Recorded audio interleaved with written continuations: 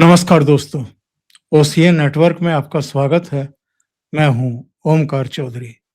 वीरेंद्र नाथ भट्ट साहब जुड़ गए हैं। बहुत स्वागत है वीरेंद्र जी आपका। नमस्कार। नमस्कार। जो कुछ हो रहा है मिडिल ईस्ट में हो रहा है, अगर किसी को थोड़ा बहुत घाव लग रहा है, वो ईरान है, कतर है, बहरीन है, थोड़ा बहुत सऊदी अरब है, संयुक्त अरब अमीरात है, कुछ आस पड़ोस के दूसरे देश हैं जहां अमेरिका के सैन्य अड्डे हैं, उन पर ईरान ने अटैक किए हैं क्योंकि वहां से भी अटैक हुए हैं। मामला इजराइल और अमेरिका के संयुक्त हमले का है। मरे हैं वहां के एक ऐसे कट्टरपंथी, मैं तो कहूंगा कि महा आतंकवादी, जिन्होंने हमास जैसे संगठन पैदा किए, हिजबुल्ला जैसे खड़े किए, हूती जैसे खड़े किए, और जिन्होंने कहा कि हम इजराइल का नामो निशान मिटा के रखेंगे, इसको नक्शे से उड़ा देंगे। तो वो अगर मरे हैं तो ये भारत में जहां बैठे हैं लखनऊ, वहां भी प्रदर्शन हो रहे हैं शियाओं के। जम्मू कश्मीर में शिया हैं। आज विधानसभा में हम देख रहे हैं कि उनके पोस्टर लहराए जा रहे हैं। उमर अब्दुल्ला जो है वो बयान दे रहे हैं कि जैसे दुनिया के कोई बहुत महानतम इंसान जो है उनको मार डाला गया है, उनके साथ बड़ी ज्यादती कर दी गई है। ये सब हो क्या रहा है? और आयतुल्ला अली खamenei का भारत से एज सच या भारत के मुसलमानों से एज सच क्या नाता हो सकता है? क्या है ये सब? देखिए, एक्स्ट्रा टेरिटोरियल लॉयल्टी इस्लाम की बहुत बुनियादी समस्या है। यानी जिस जिस देश के और दुनिया के जिस भूभाग में वो रहते हैं, उसके बाहर की दुनिया के प्रति लॉयल्टी। ये समस्या केवल भारत में नहीं है, अब तो ये समस्या पाकिस्तान में भी है। जिस तरीके से पिछले हफ्ते पाकिस्तान के सेना के प्रमुख सैयद मुनीर ने शिया मौलानाओं की बैठक में और जो उन्होंने ईद के पहले रमजान में जो इफ्तार की पार्टी की थी, और वहां उन्होंने शियों को सीधे खरी खोटी सुनाई कि यदि आपको ईरान से बहुत ज्यादा प्रेम है तो ईरान चले जाएं आप, लेकिन आपको पाकिस्तान की सरहद के अंदर कोई खुराफात करने की अनुमति नहीं दी जाएगी। एग्जैक्टली यही बयान संभल के सीओ ने ईद के पहले संभल के सीओ को दिया था। तो उसके ऊपर बहुत ज्यादा आपत्ति हुई थी। वो जो हैदराबादी जो है आपका ओवैसी को, यहाँ के लोगों ने उसकी आलोचना की थी। तो एक्स्ट्रा टेरिटोरियल लॉयल्टी केवल इंडिया में नहीं है, पाकिस्तान में नहीं है, यहाँ तक कि बहरीन जो एक अरब देश है, सऊदी अरब का पड़ोसी राष्ट्र है, उसकी आबादी 15 लाख है और उसकी 2/3 आबादी शिया है, लेकिन जो वहाँ का शेख है, जो वहाँ का राजा है, वो सुन्नी है। तो वो सब भी अपनी सरकार के खिलाफ बगावत में खड़े रहते हैं। जो सऊदी अरब का जो सबसे बड़ा ऑयल प्रोड्यूसिंग प्रोविंस है नड्स, एनडीजेड, वो जहां सर्वाधिक क्रूड ऑयल पैदा होता है, वहां की आबादी बहुमत शिया है। वो भी सऊदी अरब सरकार के खिलाफ रहती है और वो भी ईरान के साथ रहती है। यमन जो है बहुत सुंदर देश था, वहां पे जो है शिया सुन्नी का दंगा हो रहा है, वो देश में सिविल वॉर की नौबत है, और शिया ईरान के साथ हैं और सुन्नी को जो हिस्सा है उसको सऊदी अरब सपोर्ट कर रहा है। जो कश्मीर असेंबली में हो रहा है, वो केवल जो 5 अगस्त 2019 को जब संसद ने अधिनियम पारित करके आर्टिकल 370 को खत्म किया, उसके बाद से जो इस्लामी अहंकार है, जो घमंड है, जो सेंस ऑफ एंटाइटलमेंट है कि हमने हिंदुस्तान पे 1000 साल हुकूमत की है, उस सेंटीमेंट को जो आघात पहुंचाया आर्टिकल 370 ने, और जो उससे जो उपजी जो हिंसा, जो उससे जो उपजी है कुंठा और निराशा, ये उसकी अभिव्यक्ति आप हो रही है। जो आपने अभी जो पिक्चर दिखाया कश्मीर असेंबली का, और क्या-क्या कहा गया है आपको याद होगा। महबूबा मुफ्ती बोलती थी कि अगर आर्टिकल 370 हटाया गया तो कश्मीर वैली में कोई तिरंगा झंडा उठाने वाला नहीं होगा। वो अलग बात है कि कल लाल चौक में जो है आज रामनवमी भी मनाई गई और वहां पे 15 अगस्त को और गणतंत्र दिवस को वहां पे शानदार उत्सव होता है। और दीपावली भी मनाई गई थी। और स्थिति ये है कि जो फारूक अब्दुल्ला परिवार अपने को कश्मीर का मालिक समझते थे, राजा समझते थे, आज फारूक अब्दुल्ला के साहबजादे उमर अब्दुल्ला जो कश्मीर के मुख्यमंत्री हैं, वो आज श्रीनगर के मेयर हैं। श्रीनगर का एसएसपी भी उनको सलाम नहीं करता। और वहां पे असली एग्जीक्यूटिव पावर अब लेफ्टिनेंट गवर्नर के पास है। जम्मू कश्मीर का न केवल विशेष राज्य का दर्जा छीना गया है, वो अब राज्य भी नहीं रहा, और वो यूनियन टेरिटरी हो गया है 5 अगस्त 2019 को, और वो भी 2 हिस्सों में बढ़ गया है। कार लद्दाख और लेह कारगिल अलग यूनियन टेरिटरी बन गया है। तो ये कहीं न कहीं वो कुंठा निकल रही है। और कश्मीर में पिछले 4 दशकों से कभी मुहर्रम का जुलूस नहीं निकला। जब वो यूनियन टेरिटरी बना और वहाँ पे लेफ्टिनेंट गवर्नर हुए, तब मनोज सिन्हा ने इस अन्याय को दूर किया, और करीब 38 साल बाद पिछले वर्ष जो है मुहर्रम का जुलूस निकला। इस वर्ष मुहर्रम जो है 25 या 26 जून को पड़ेगा, जो कि इस्लामिक कैलेंडर का पहला महीना होता है। तो ये सब जो हो रहा है, ये जो इस्लाम की जो एक्स्ट्रा टेरिटोरियल लॉयल्टी है, और अब तक तो ये जो है केवल जो है भारत की बर्बादी की कामना करते थे, अब तो ये अरब देशों की बर्बादी की भी कामना हो रही है। और सोशल मीडिया पे सीओ की कैंपेन चल रही है कि दुबई बर्बाद हो गया, दुबई से लोग छोड़-छोड़ के भाग रहे हैं, वहाँ एक्सोडस हो रहा है। और वहाँ पे तमाम जो काम धंधे थे हॉस्पिटैलिटी इंडस्ट्री के, या जो डिलीवरी बॉयज़ थे आपकी फूड कंपनीज़ के, जो घरों-घरों में भोजन पहुँचाते थे, दे आर जॉबलेस, उनके पास ऑर्डर नहीं है, टूरिस्ट आ नहीं रहे हैं, और जो लोग स्थायी निवासी थे वो भी भाग रहे हैं। इसको लेकर के जो है हर्ष मनाया जा रहा है। लेकिन इस सारी एकता की के का जो ये जो पाखंड खड़ा किया जा रहा है, जो मूल बात है, सुन्नियों का जो सुप्रीम लीडर होगा, वो हमेशा खलीफा होगा। जो आखिरी खलीफा था टर्की का खलीफा उस्मानिया, या जिसको उस्मानिया सल्तनत कहा जाता था, और जिसको अंग्रेजों ने नाम दिया था ऑटोमैन एम्पायर। और शियों का जो सुप्रीम लीडर होगा, वो हमेशा इमाम होगा, इमामत होगा, जैसे अयतुल्लाह है ईरान में। और शियों की मज़हबी जो टॉप लीडरशिप को कहते हैं विलायत फ़कीह पहले करबला के अयतुल्लाह सिस्तानी थे, अब वो बाद में अयतुल्लाह खमेनाई हो गए थे, अब आजकल कोई नहीं है।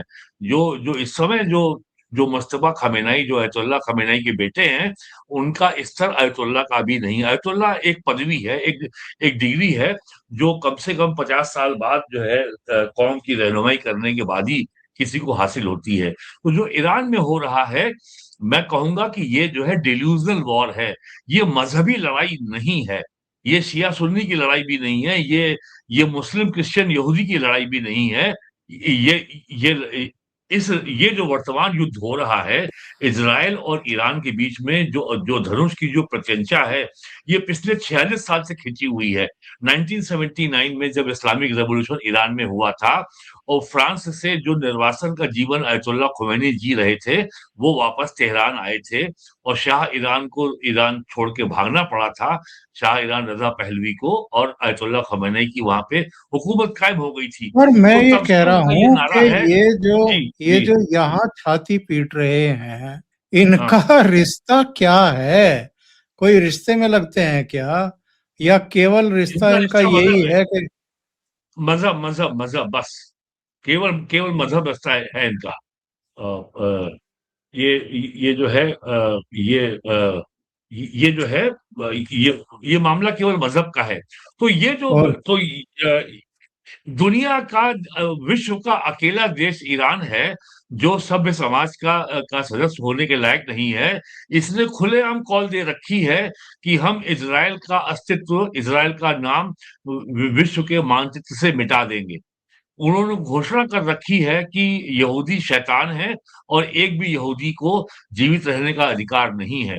और य और और जो इस्लामिक जो उलेमा बड़े, वो तो यहाँ तक कहते हैं, जब तक एक भी यहूदी इस धरती पर है, तब तक कयामत नहीं आएगी, यानी डे ऑफ फाइनल जजमेंट नहीं आएगा। तो इस तरह की जो इलॉजिकल और इर्रेशनल बातें, अनसाइंटिफिक बातें, जिनका किसी भी विश्व के किसी भी देश में या अंतर्राष्ट्रीय कानून में कोई स्थान नहीं है, वो सारी बातें सुन्नियों का, शियों का सुप्रीम आइडियल हैं। ये इनके परम आदर्श हैं। अब आप बताइए इनसे कैसे जो है इन जैसी ताकतों के रहते दुनिया विश्व में शांति कैसे रहेगी? और एक बात जो चर्चा कहीं नहीं हो रही है, ईरान की जो वर्तमान सरकार है आपके मुल्लाओं की और हिटलर में केवल इतना ही अंतर है कि हिटलर के पास ना तो बैलिस्टिक मिसाइल थी, हिटलर के पास ना तो ड्रोन था और ना ही हिटलर के पास न्यूक्लियर बॉम्ब बनाने की क्षमता थी। इस सरकार के पास तीनों है और ये बात भी चर्चा कोई नहीं कर रहा कि ईरान की वर्तमान मुल्ला सरकार ने पिछले 45 सालों में पूरे विश्व में आतंकी गिरोहों का एक ग्रिड तैयार किया है, एक पूरा प्रॉक्सीज का एक पूरा नेटवर्क खड़ा किया है, जिसको पिछले 10 वर्षों में आईएसआईएस को जो खड़ा किया था अमेरिका ने, Islamic state of Iraq and Syria, उसके जरिए उन्होंने जो सीरिया में जो शिया सरकार थी असद की, उसको हटाया। अब वहां पे हसन जोलानी जो आईएसआईएस का खूंखार आतंकवादी था, वो वहां का प्रेसिडेंट है। ईरान ने पिछले 45 सालों में लेबनान में शिया संगठन हिजबुल्लाह को खड़ा किया। ईरान ने पिछले 45 सालों में जो फिलिस्तीन जो जिहादी संगठन है हमास, उसको फाइनेंस किया। और ईरान ने यमन में सिविल वॉर कराया, उस देश को शिया सुन्नी में बांटा और यमन शिया में जो शिया हुती हैं, उनका एक बड़ा जो है आतंकवादी जिहादी संगठन उन्होंने खड़ा किया। उसको उन्होंने ड्रोन्स प्रोवाइड किए, उसको उन्होंने बैलिस्टिक मिसाइल प्रोवाइड की हैं। तो ईरान ने जो एक नेटवर्क खड़ा कर रखा है ये आतंकवादी गिरोहों का, पाकिस्तान तो फिर भी छोटा है। ईरान असली एपिसेंटर है आतंकवाद का, ग्लोबल जिहादी आतंकवाद का। तो ये इतना बड़ा खतरा है, ये केवल ईरान और इजराइल की लड़ाई नहीं है, ये पूरे पश्चिम एशिया की, जिसको मिडिल ईस्ट भी कहा जाता है, यदि वहां पे स्थायी शांति और स्थिरता कायम रखनी है और क्रूड ऑयल के दामों में के मूल्यों में भी स्थिरता कायम रखनी है, तो ईरान की जो बैलिस्टिक मिसाइल को प्रोडक्शन और फायरिंग कैपेसिटी है, ईरान की जो मैसिव कैपेसिटी ड्रोन मैन्युफैक्चरिंग और फायरिंग की है, और ईरान की जो न्यूक्लियर बॉम्ब वो बनाने के बहुत करीब है, यदि उसकी इन 3 क्षमताओं को न्यूट्रलाइज नहीं किया गया, तो पश्चिम एशिया में स्थायी शांति बने रहना बहुत मुश्किल है। लेकिन इन सारी बातों का भारत के शियों से कोई लेना-देना नहीं है। उनको तो केवल अपनी जो है जो जो उनके रहबरे मुअज़्ज़म हैं, अयतुल्लाह ख़ोमेनी, जो अब दुनिया में नहीं है, बस उनके बताए रास्ते पे चलना है। और जब मज़हब की राह में जब कोई आदमी दीवाना और कट्टर हो जाता है, तो उससे तर्क और तथ्य की भाषा में, लॉजिक की भाषा में, रीज़न की भाषा में संवाद संभव नहीं रहता। तो आज उनसे संवाद नहीं हो सकता और पागलपन में जिस तरीके से लोग पैसा डोनेट कर रहे हैं, आज ईरान की इकोनॉमी कोलैप्स हो चुकी है, ईरान की करेंसी कोलैप्स हो चुकी है, पेपर वो एक रद्दी के टुकड़े के बराबर हो गई है। 1 करोड़ रियाल के वहाँ नोट छापे गए हैं और 1 करोड़ रियाल की वैल्यू केवल ₹747 है। $1 की कीमत आज जो है अगर देखें इन टर्म्स ऑफ रियाल, तो 13,13,000 रियाल के बराबर $1 है। ये स्थिति है ईरान की। और और इसके चलते ईरान आज मजबूर हुआ है कि जो भी और शिप जो क्रूड ऑयल या एलपीजी कैरी कर रहे हैं, हर जो शिप वहां से पास हो रहा है, गुजर रहा है, वो उससे गुंडा टैक्स वसूल रहा है। और ये आज ही खबर आई है कि अराउंड $140 मिलियन ईरान की प्रतिदिन की कमाई इससे हो रही है। तो ये जो बिल्कुल ये सही बात। तो जिस मुहाने पे आज ईरान ने फंसा दिया है इस पूरे विश्व को, तो ग्लोबल इकोनॉमी में क्रूड ऑयल की प्राइस की स्टेबिलिटी में और पूरे विश्व की अर्थव्यवस्था को इस वॉर ने पहले ही बहुत ज्यादा नुकसान पहुंचाया है। और और अगर विश्व में शांति रखनी है, इकोनॉमिक स्टेबिलिटी रखनी है, अगर विश्व की अर्थव्यवस्था को मंदी में जाने से रोकना है, तो ईरान को तो ईरान की इस रजीम को अगर ना हटाए तो भी इसकी जो घातक जो ताकत है, मिसाइल की, ड्रोन की और न्यूक्लियर आर्म की, इसको न्यूट्रलाइज करना इसकी पहली कंडीशन है। और यही बात डोनाल्ड ट्रंप लगातार कह रहे हैं। बिल्कुल, बिल्कुल। अच्छा, एक बात बताइए, अखिलेश यादव को क्या हुआ? ये योगी आदित्यनाथ से ज़्यादा डरे हुए हैं या ओवैसी से ज़्यादा डरे हुए हैं? वो डरे हुए हैं ओवैसी से, लेकिन दिखाते हैं कि उनको डर योगी आदित्यनाथ से है। आपने पहली बार जब स्कूटर चलाना सीखा था, तब आपको जिसने स्कूटर चलाना सिखाया होगा, उसने आपको ये बताया होगा कि जब पहला गियर लेना, तो धीमे-धीमे क्लच छोड़ना, अगर एकदम से क्लच छोड़ दोगे, तो गाड़ी तो स्कूटर झटका लेगा और अगला हिस्सा उठ जाएगा। वही राजनीति होती है। राजनीति में आप धीरे-धीरे क्लच छोड़ते हैं, पहला गियर लेते हैं, दूसरा गियर लेते हैं और जब गाड़ी चल पड़ती है तो तीसरे-चौथे गियर में आ जाते हैं। वो चाहे आपकी फ़ोर व्हीलर कार हो या स्कूटर हो या मोटरसाइकिल हो। ये सिद्धांत हर जगह समान रूप से लागू होता है। अखिलेश यादव की समस्या ये है कि उनको अभी तक क्लच छोड़ना नहीं आया। जबकि वो 5 बार एमपी हो चुके हैं, 5 साल वो मुख्यमंत्री रह चुके हैं, 1.5 साल वो लीडर अपोज़िशन रह चुके हैं। अब आज वो संसद में लोकसभा में तीसरी सबसे बड़ी पार्टी के नेता हैं, लेकिन फिर भी वो क्या बोलते हैं, वो अब जैसे उनका जो पॉलिटिकल प्लान है पीडीए, ओरिजिनली उसका नाम है पिछड़ा दलित अल्पसंख्यक, लेकिन वो उसका हर दिन नया नाम देते हैं। कल उन्होंने नाम दिया कि जो है आपका पीडीए का मतलब है पी माने पीड़ित, डी माने दुखी, आ माने अपमानित, यानी पीडीए। तो पीड़ित, दुखी, अपमानित उनका हो गया। तो उनकी लाइन लेंथ तय नहीं है। ओवैसी से उनको सबसे बड़ी चिंता ये हो रही है कि सबसे घातक जो संदेश अखिलेश यादव के लिए आने वाला है, वो आने वाला है बंगाल से। ओवैसी ने लगातार जो है 2026 दो 2025 में और 2020 में बिहार के सीमांचल में जहाँ मुस्लिम बहुल इलाका है, वहाँ पे इलेक्शन लड़ कर के अपनी ताकत दिखा दी है। और ओवैसी ने 2025 में ही अपनी ताकत दिखा दी है, महाराष्ट्र में भी। महाराष्ट्र के विधानसभा चुनाव में, महाराष्ट्र के नगर निकाय चुनाव में। अब बंगाल में जो जो ट्रेंड मुसलमानों की राजनीति का आ रहा है, मुसलमानों का अब ये क्षेत्रीय पार्टियों से मोह भंग हो रहा है। अब उनको लग रहा है कि अब हम जो उनकी अब तक की प्रायोरिटी थी कि हम उस पार्टी को वोट देंगे जो बीजेपी को हराएगी। तो ये काम करते उनको 35 साल हो गया। अब उनको ओवैसी में एक नई आशा की किरण दिखाई पड़ रही है कि अब हम अपनी पार्टी बनाएँगे और अपनी पार्टी बना करके हम बीजेपी को हराएँगे। और अब उन्होंने जो उनकी स्ट्रैटेजी है, वो वही है जो स्ट्रैटेजी कभी कांशीराम की थी 80 के दशक में बहुजन समाज पार्टी की, कि पहला चुनाव हम लड़ेंगे हारने के लिए, दूसरा चुनाव हम लड़ेंगे हराने के लिए, तीसरा चुनाव लड़ेंगे हम जीतने के लिए।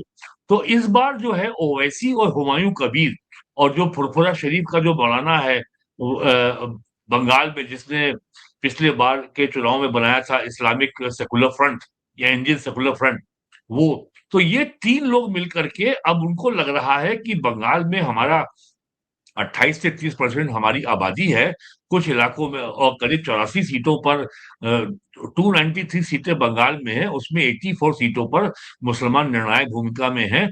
तो यहाँ पे हम अगर लड़ें और अपनी जो है मुस्लिम पॉलिटिकल ताकत को हम डेवलप करें, तो हम जो है ममता बनर्जी का साथ लिए बगैर हम बीजेपी से भिड़ सकते हैं।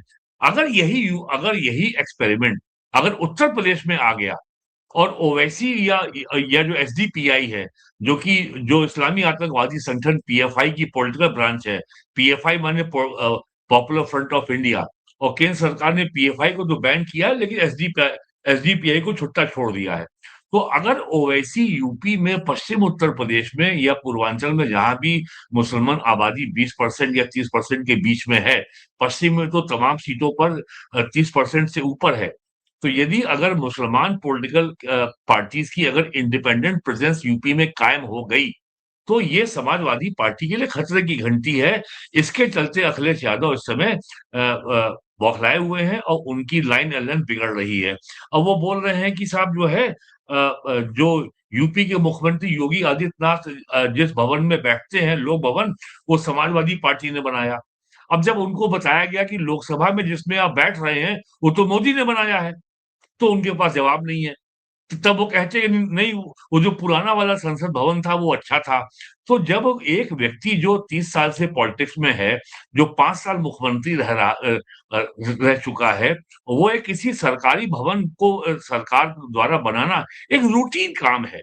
अगर आपके जिले में तहसील और थाने की बिल्डिंग बनती है, तो ये पब्लिक यूटिलिटी के लिए एक सामान्य काम है जो होना चाहिए। हजारों लाखों की संख्या में लोग यहाँ महीने में आते हैं, और थाने की बिल्डिंग में सैनिटेशन हो, बरसात में बिल्डिंग में पानी लीक नहीं करना चाहिए, वहां पे ड्रिंकिंग वाटर फैसिलिटी होनी चाहिए, वहां पे पब्लिक टॉयलेट होना चाहिए, वहां पे पार्किंग फैसिलिटी होनी चाहिए, वहां पे थाने के जो पुलिसकर्मी है उनके बैठने के लिए जगह होनी चाहिए। ये सामान्य इंफ्रास्ट्रक्चर हर जगह होना ही चाहिए। अब कोई नेता बोले कि ये हमारी उपलब्धि है, तो ये बड़े चौंकाने वाली बात है। कलेक्ट्रेट है, डिस्ट्रिक्ट कोर्ट है, ये या आपका स्टेट का सचिवालय है, ये सब चीजें ऐसी हैं जो होनी ही चाहिए, किसी भी राज्य में होनी चाहिए, और अच्छी से अच्छी होनी चाहिए। अब वो कह रहे हैं कि साहब मुख्यमंत्री जहां बैठते हैं वो बिल्डिंग मैंने बनवाई। यूपी पुलिस किसी का भी जो सरकार के ये मैंने बनवाया। बेसिक दायित्व हैं ये किसी भी सरकार के। ये तो बेसिक ड्यूटी है गवर्नमेंट की। बिल्कुल। तो इसमें कौन सी नई बात कर रहे हैं वो?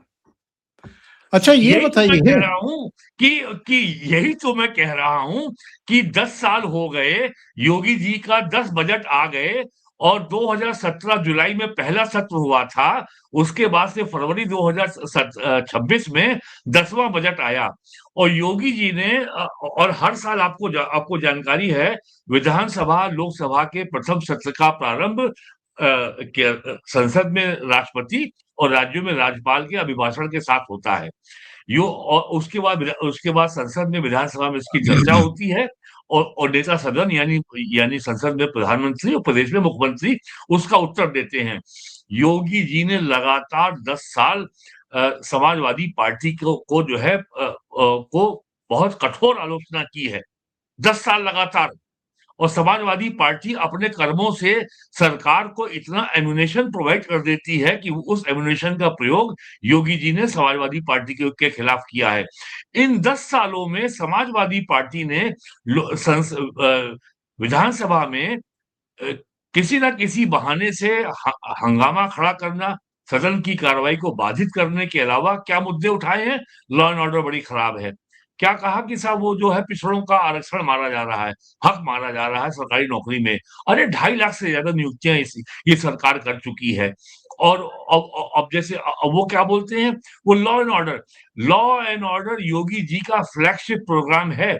ये पहली सरकार मैंने देखी है इस देश के आजाद होने के बाद, जब किसी सरकार के प्रमुख नेता को अपनी उपलब्धियों के बारे में स्वयं कुछ कहने की आवश्यकता नहीं है। जनता स्वयं अनुभव करती है। 24 घंटे बिजली, लॉ एंड ऑर्डर, गुंडों से मुक्ति, वसूले से मुक्ति। अरे आपका मेरठ का सोतीगंज का बाजार कौन भूल गया होगा? जो जो सारी गाड़ियां जो एनसीआर में चोरी होके आती थी, वो वहां कटती थी, वहां बिकती थी। वो आज भी कह रहे हैं कि साहब वो टीवी वाले बिके हुए हैं। वो वो मुख्यमंत्री के जिले में मर्डर हो गया, आपने खबर नहीं दिखाई। क्राइम होगा, हत्या भी होगी, डकैती भी होगी, राहजनी भी होगी, महिलाओं के प्रति अपराध भी होंगे, लेकिन क्या वो सब सत्ताधारी दल के नेताओं के संरक्षण में हो रहे हैं? ऐसा नहीं है। यदि अपराध हो रहे हैं तो कार्रवाई भी हो रही है। लेकिन अब ये नहीं है कि साहब आप इस जाति या इस मजहब के हैं तो आप कुछ भी करके निकल जाएंगे और पुलिस चुपचाप देखती रहेगी। ऐसा अब नहीं है पिछले 10 सालों से यूपी में। तो लॉ एंड ऑर्डर का सीधा मतलब होता है कि पब्लिक प्लेस पे सामान्य व्यक्ति का कंफर्ट लेवल क्या है, पुरुष का क्या है, महिला का क्या है। तो कंफर्ट लेवल पहले से बहुत बेहतर है। अब हमें डर नहीं है रात में 11 बजे रेलवे स्टेशन से अपने घर आते समय कि कोई हमारे संग हादसा हो जाएगा। और एक होता है परसेप्शन और कॉन्फिडेंस। वो समाजवादी पार्टी की सरकार की तुलना में योगी सरकार में हजारों गुने बेहतर है। ये बुनियादी बात है। लेकिन ये उसको काउंटर कैसे करते हैं कि वहां पे डकैती पड़ गई, वहां पे हत्या हो गई, वहां पे ये हो गया, वहां पे वो हो गया। Don't quote any incident. जो पैटर्न था, अब यूपी में कोई अतीक अहमद नहीं है, ना होगा। यूपी में कोई मुख्तार अंसारी नहीं है, ना कोई होगा। यूपी में कोई सोतीगंज नहीं है जहां पे कोई भी गाड़ी चोरी करो और जाके वहां बेच दो और वो 15 मिनट में कट के बराबर हो जाएगी। यूपी में कोई सोतीगंज नहीं, या नहीं होगा। और उसी तरीके से स्कूल जाने वाली, कॉलेज जाने वाली लड़कियां, या जो महिलाएं नौकरी करती हैं, उनके लिए सार्वजनिक जो पब्लिक ट्रांसपोर्ट में सुरक्षा का भाव, वो सब जो आज यूपी में है, वो पिछले 30 साल में कभी नहीं था। तो ये बुनियादी बात है।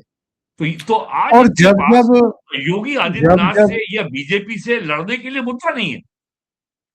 जब जब बड़े काम होते हैं, बड़े प्रोजेक्ट के उद्घाटन होते हैं, तब तब इनकी पीड़ा कुछ और बढ़ती दिखाई देती है। कल जेवर का, ग्रेटर नोएडा का इंटरनेशनल एयरपोर्ट राष्ट्र को समर्पित करने आ रहे हैं प्रधानमंत्री नरेंद्र मोदी। आज सुनते हैं कि योगी आदित्यनाथ तैयारियों की समीक्षा के लिए पहुंच रहे हैं। ये तो अपने मुख्यमंत्री रहते हुए या मुख्यमंत्री नहीं भी रहते हुए शायद ही कभी नोएडा गए हों, कभी लेकिन नोएडा नहीं गए। योगी योगी आदित्यनाथ के नेतृत्व में तो, उनके मुख्यमंत्री काल में तो नोएडा के पता नहीं कितने अब तक उनके दौरे लग चुके होंगे। और जहां जहां प्रोजेक्ट चल रहे होते हैं वहां वो लगातार समीक्षाएं करते हैं। तो ये कितनी बड़ी उपलब्धि होने जा रही है। मुझे बताया गया कि अब ऑपरेशनल हवाई अड्डे ही 1.5 दर्जन के आसपास हैं, और कुल मिलाकर के 3-4 और निर्माणाधीन हैं। करीब 22 एयरपोर्ट उत्तर प्रदेश में हो जाएंगे। देखिए, कनेक्टिविटी के मामले में यूपी में बहुत काम हुआ है पिछले 9 सालों में। सबसे बड़ा काम हुआ है मेरठ प्रयागराज एक्सप्रेसवे। ये 600 किलोमीटर से ज्यादा लंबा है। अब मेरठ से आपको प्रयागराज पहुंचने में 6 घंटे का समय लगेगा। ये बहुत बड़ी उपलब्धि होने जा रही है। और अभी तो ये तो केवल एक्सप्रेसवे है। अभी इस एक्सप्रेसवे से कनेक्टिंग हाईवे या इंटरचेंज जो बनेंगे, वो इस टोटल हाईवे की जो कुल लंबाई उससे ज्यादा लंबे होंगे। जो जो जेवर का एक्सप्रेसवे बन रहा है, जरा याद कीजिए, 2007 से 12 के बीच में जब बहुजन समाज पार्टी की सरकार थी, नोएडा में लैंड एक्विजिशन को लेकर के 2 बार गोलियां चली थी।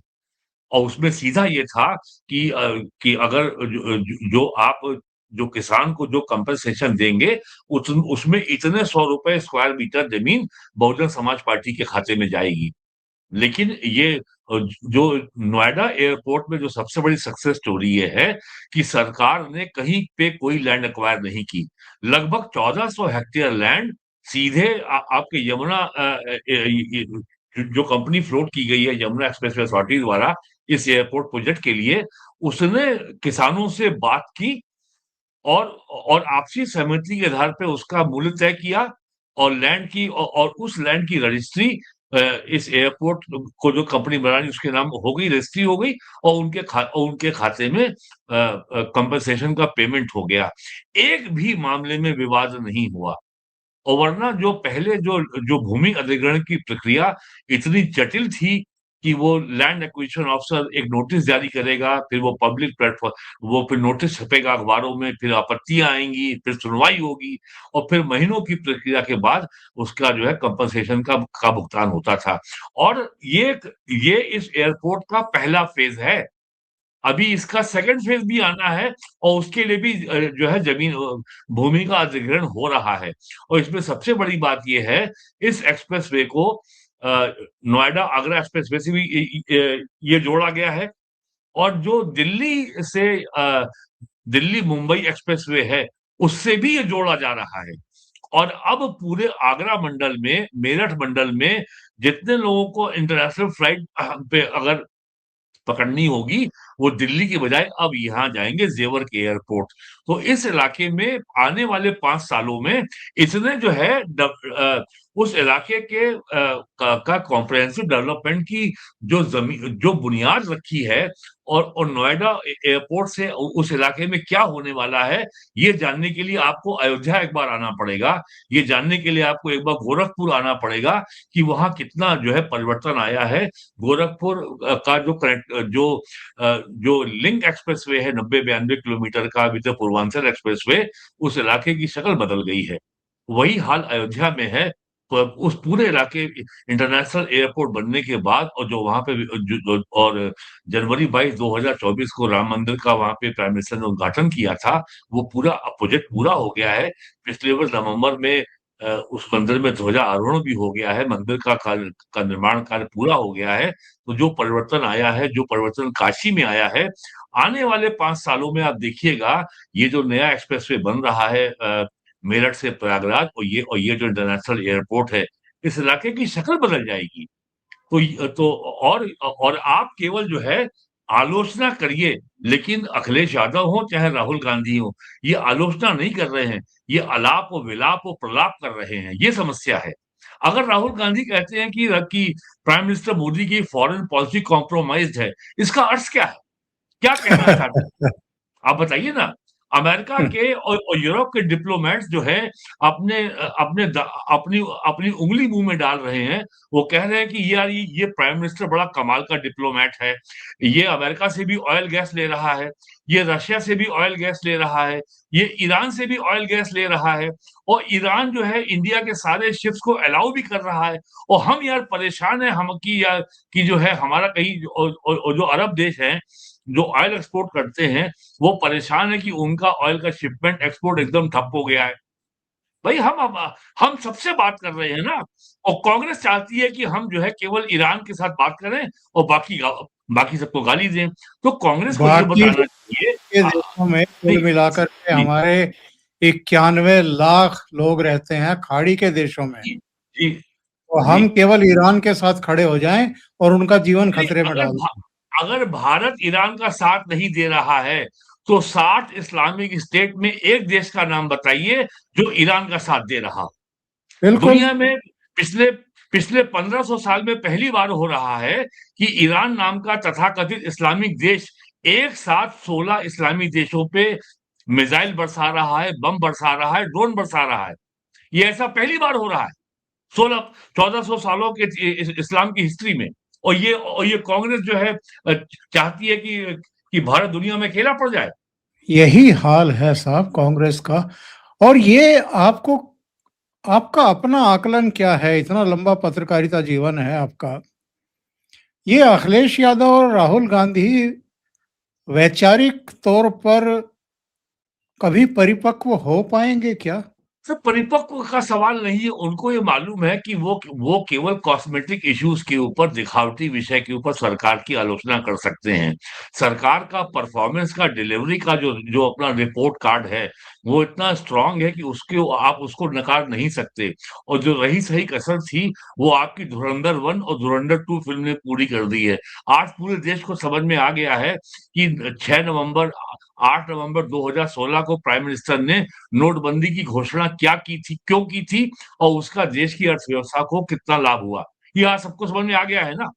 तो ये तो जिस तरीके से मई-जून 2024 के लोकसभा चुनाव में इन्होंने पूरे देश में अभियान चलाया कि अब की बार बीजेपी सत्ता में आएगी, तो संविधान खत्म, आरक्षण खत्म और उनके झूठे अभियान का असर हुआ, बीजेपी को बहुमत नहीं मिला और वो 240 पे अटक गई। उनको अब भी यही लगता है कि नरेंद्र मोदी की साख पे लगातार हमला करते रहो, तभी हमारे लिए रास्ता निकलेगा। ये काम राहुल गांधी, अखिलेश यादव आज भी कर रहे हैं। अखिलेश यादव की तो खैर हिम्मत नहीं पड़ती है कि पीएम के बारे में बोलें, लेकिन राहुल गांधी यही कर रहे हैं। क्या क्या अंतर आया उनकी उनकी स्ट्रैटेजी में, उनकी रणनीति में बताइए? बहुत-बहुत धन्यवाद आपका वीरेंद्र नाथ भट्ट साहब। आपने इतना समय निकाला, बहुत महत्वपूर्ण मुद्दों पर आपने चर्चा की। दर्शकों को भी ये चर्चा अच्छी लगी होगी। अच्छी लगी हो तो लाइक का बटन दबा दें, वीडियो को शेयर करें। चैनल अभी तक आपने सब्सक्राइब ना किया हो तो सब्सक्राइब ज़रूर कर लें। बहुत-बहुत धन्यवाद भट्ट साहब। नमस्कार।